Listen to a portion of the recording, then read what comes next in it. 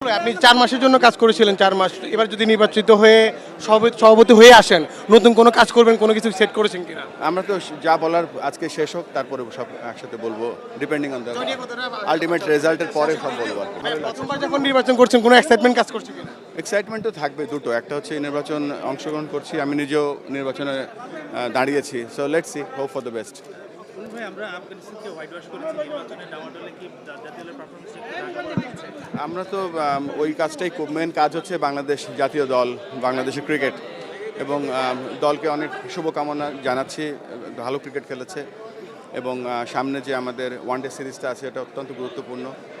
বেশ কিছু জায়গায় দেখতে পেয়েছি, কিছু জায়গায় আমাদের ইমপ্রুভমেন্টস এরিয়াস আছে, যেমন বিশেষ করে মিডল অর্ডার ব্যাটিংটা, বাট টিমটা যেই ক্রিকেট খেলছে গত 2 মাস ধরে, ভেরি এক্সাইটিং ক্রিকেট, এবং আমরা এই দলটা নিয়ে অনেক আশাবাদী।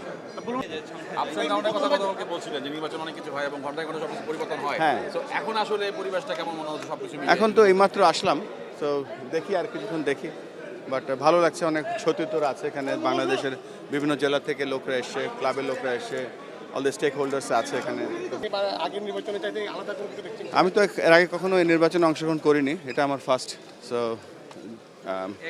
এটা আমার যাই দেখছি প্রথম আর কি।